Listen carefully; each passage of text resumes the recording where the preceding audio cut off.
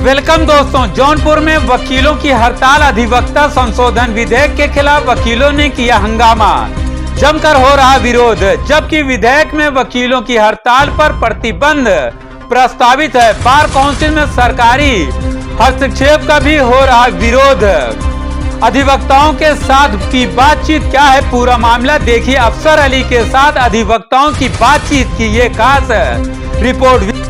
उत्तर प्रदेश के जौनपुर में amended advocate bill के खिलाफ निचली अदालतों के वकीलों ने केंद्रीय कानून मंत्रालय द्वारा प्रस्तावित अधिवक्ता संशोधन विधेयक के मसौदे के विरोध में पिछले कई दिनों से काम नहीं कर रहे हैं। दरअसल केंद्र सरकार 1961 के अधिवक्ता कानून में संशोधन करने जा रही है। वकीलों का एक बड़ा तबका इस संशोधन का विरोध कर रहा है। जौनपुर के अलावा भी देश के कई शहरों में इस बाबत प्रदर्शन और हड़ताल में भी हुई है। आखिर इस प्रस्ताव मसौदे में ऐसा क्या है कि वकील हड़ताल पर आमादा हैं, जबकि वो वास्तविक में वकीलों को अदालत के कामकाज का बहिष्कार करने और उससे दूर रहने से रोकता है। अधिवक्ता संशोधन विधेयक 2025 का मसौदा कानून मंत्रालय ने जारी किया है। इसमें एडवोकेट एक्ट 1961 में कई संशोधन प्रस्तावित हैं। मसौदे पर लोगों की राय मांगी गई है। कहा गया है कि इन संशोधन का मकसद कानून पेशे और कानूनी शिक्षा को वैश्विक स्तर बनाना है। कानून शिक्षा में सुधार, वकीलों को तेजी से बदलती दुनिया की मांगों को पूरा करने के लिए तैयार करना है। पेशेवर मानकों को बढ़ाने पर फोकस किया जाएगा। इसका मुख्य मकसद ये तय करना है कि कानूनी पेशे एक न्याय संगत और समानता पूर्वक समाज और विकसित राष्ट्र के निर्माण में योगदान दें। लेकिन इन सभी बातों को दरकिनार करते हुए अधिवक्ता नए संशोधन विधेयक 2025 का जमकर विरोध कर रहे हैं। जौनपुर के कलेक्ट्रेट में अधिवक्ताओं ने इस विधेयक का विरोध करते हुए जन 24 न्यूज टाइम के अफसर अली से बातचीत करते हुए क्या कहा, देखिए अफसर अली के साथ जौनपुर से ये खास रिपोर्ट। इस वीडियो की खास बातचीत चलती रहेगी। इससे पहले इस वीडियो को लाइक करें, सभी के साथ शेयर करें। नए आने वाले व्यूअर जन 24 न्यूज टाइम चैनल को सब्सक्राइब कर लें, बेल आइकॉन को जरूर क्लिक करें ताकि सच्चाई पर आधारित खबरों का नोटिफिकेशन सबसे पहले आपको मिले। जय हिंद, जय भारत। वकीलों के साथ बातचीत की ये पूरी रिपोर्ट जरूर देखें। धन्यवाद। जी सर, सबसे पहले मेरा सवाल ये है कि यहाँ हड़ताल किस चीज़ को लेके है और काफ़ी जो है हंगामा यहाँ पर है। सबसे पहले मैं आपको धन्यवाद देना चाहता हूँ कि आपने कम से कम ये सवाल उठाया।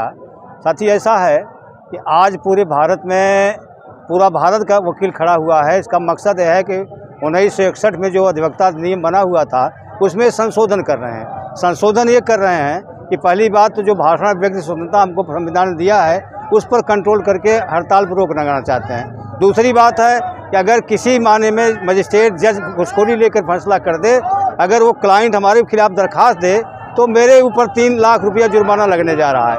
और इसके साथ साथ ये जो बार काउंसिल ऑफ इंडिया है, ये एक बॉडी है जो स्वतंत्र बॉडी है, उसमें 3 सदस्य सरकार जो है अपना दान देना जा रही है, जिसकी वजह से हमारा जो स्वायत्ता है वो ख़त्म होना जा रहा है। तो ये सब तमाम सामान लेकर के पूरे देश का अधिवक्ता, चूँकि अधिवक्ता वर्ग ही है, आज़ादी की लड़ाई में से लेकर के हमेशा संघर्ष किया है लोकतंत्र जनतंत्र समाजवाद के लिए, आज वो खतरे में है। इसलिए पूरा समाज के अधिवक्ता आज आंदोलित हैं कि जब तक ये सरकार वापस नहीं लेती इस काले कानून को, हम इसको काले कानून कहते हैं, काला कानून हमारे लिए काला है।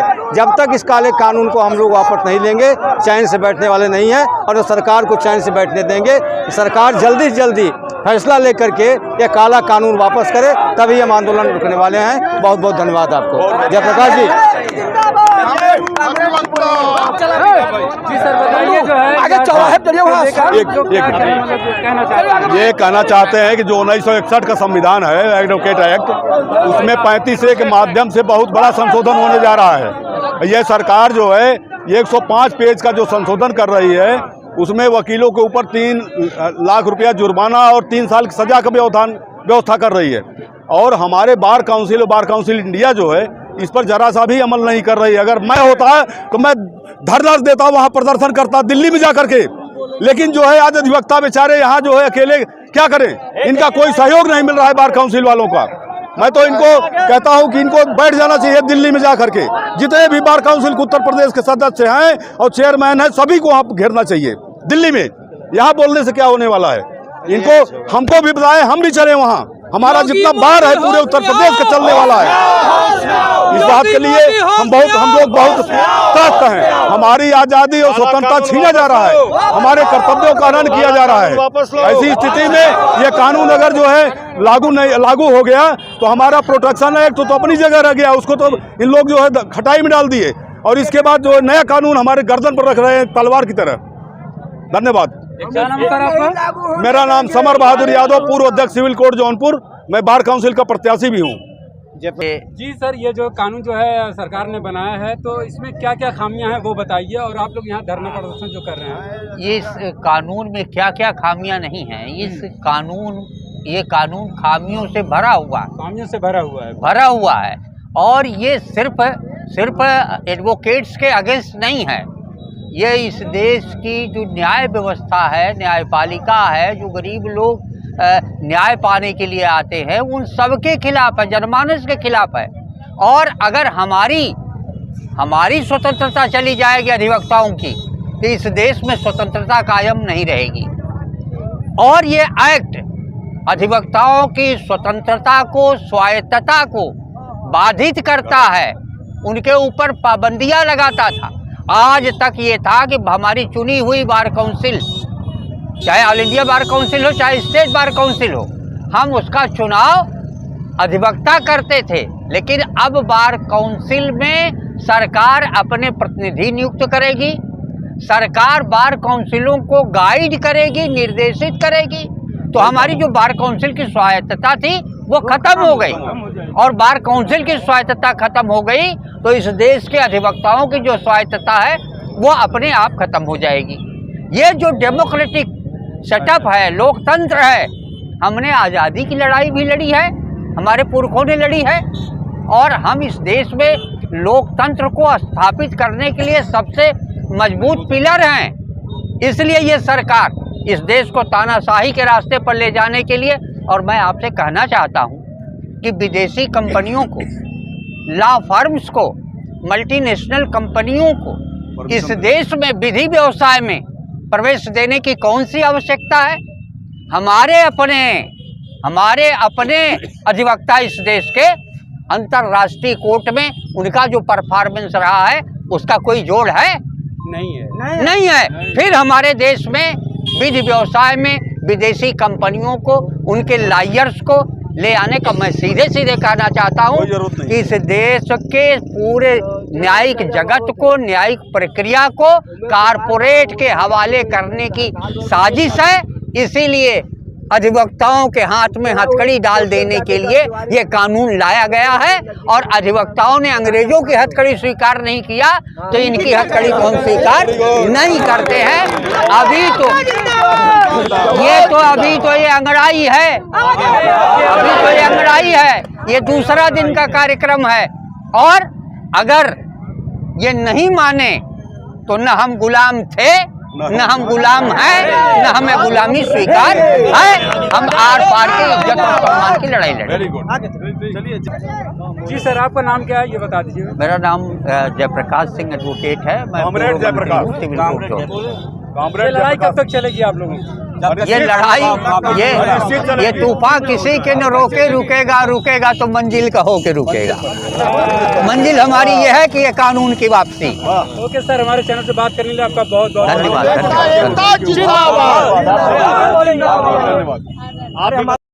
ये बताइए कि ये लड़ाई आप लोग जो लड़ रहे हैं, क्या इस लड़ाई में जो है आप लोगों की जीत होगी? आपको ऐसा आशा या उम्मीद है? जी, मेरा नाम मंजू शास्त्री एडवोकेट है। हम सिविल कोर्ट जौनपुर में प्रैक्टिस करते हैं, और जो ये हमारी लड़ाई है, ये हमारी लड़ाई जो सरकार काला कानून लेकर के आई है, अधिवक्ताओं के स्वतंत्रता और स्वायत्तता पर जो हमला कर रही है, उसके विरोध में हमारी लड़ाई है।